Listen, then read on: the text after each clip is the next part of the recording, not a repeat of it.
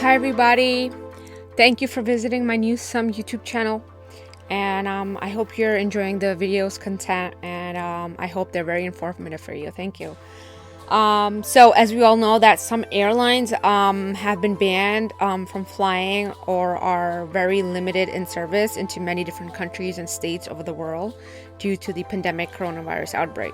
And there are many airlines that are actually not willing to refund customers cancellations of flights and enclosing on millions owed to customers and still charging even some fees, even when they're publicly announced that they're waiving the fees, and this is causing so much hassle for the travelers. Because of the coronavirus crisis, airlines have applied new policies that may disobey the federal rules. For example, the Transportation Department demands giving customers an option to take a full refund if the airline cancels a flight. But many airlines under United States carriers, as well as airlines flying to the U.S. covered by the same regulations, are offering only a voucher in regards to future travels. The regulations do make an exception when governments close airspace, and many international airlines have stated that they are canceling flights not due to the lack of passengers and the need to control their own costs, but because of government orders. So their argument is that since the cancellations wasn't the airline's will, they are free to issue vouchers. And plus, that voucher may only be good for the next few months.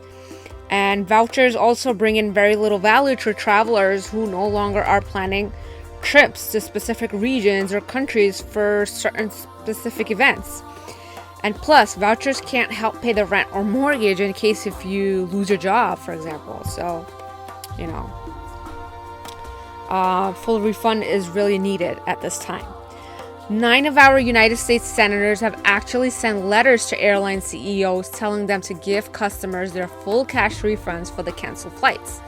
Also in the letter, they have asked airlines to estimate the value of vouchers issued as well as the number of flights canceled. A spokeswoman of DOT, Department of Transportation, said she is aware of consumer complaints regarding airlines refund practices during this crisis, and we are reviewing the issues. And she refused to give any more comments on the potential enforcement actions. The DOT officials have been calling airline regulatory compliance officers to find out about refund policies, according to officials at 2 airlines. As of yesterday, major international airlines including Lufthansa, Air France, Emirates, Scandinavian, KLM TAP, Air Portugal, Turkish Airlines, WestJet, and LL have stopped travel agents from proceeding any sort of refunds on tickets through global reservation systems, and have also notified Airlines Reporting Corporation, which is actually the central processor of tickets issued by travel agencies, that refunds can only be made by the airline themselves. Let's see what some airlines are actually doing and how it's affecting the consumers. United Airlines, for example, has also caused a lot of problems for travelers, specifically for their international flights. They are making customers wait at least a year for their refunds on international flights, which are canceled. But at the same time, they're giving vouchers toward future flights, and if customers do not use those vouchers, then they will be eligible to get a refund, but later. A United Airlines spokeswoman said, "Circumstances are outside of our control.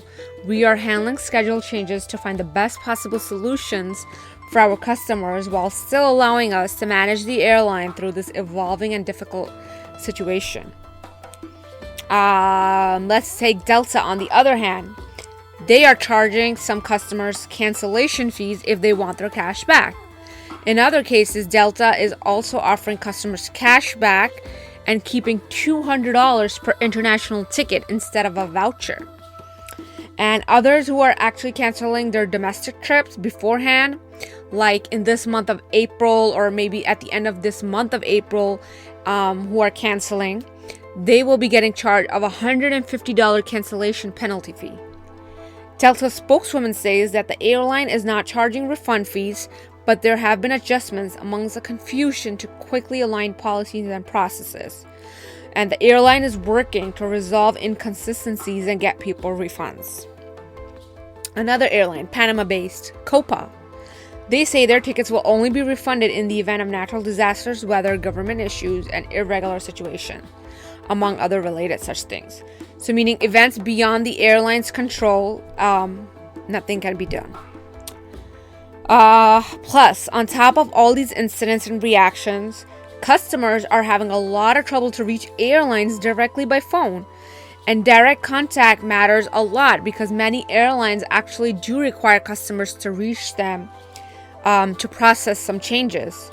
And changes such as canceling flights within 24-hour period for a non-refundable flight for full refund is very essential in order to contact them directly. And no phones are being picked up, or even if you contact them through social media such as LinkedIn or Facebook to get in touch, there is no reply back from airlines and weeks are going by, such as TAP Air Portugal. They are actually not being contacted back to travelers. So what should we do to get the most money back from our scheduled trips? Well, you should definitely wait as long as you can before voluntarily canceling your flights. If the airline cancels rather than you canceling, you have a good chance of getting a refund rather than a voucher back. And this is also effective for blizzards, hurricanes, as well as pandemics. Also, still reach out to the airlines through their phones, email, or social media. Just keep trying, don't give up. The waiting lines could be very long in some days and some days less. And please do complain with the dot. Thank you.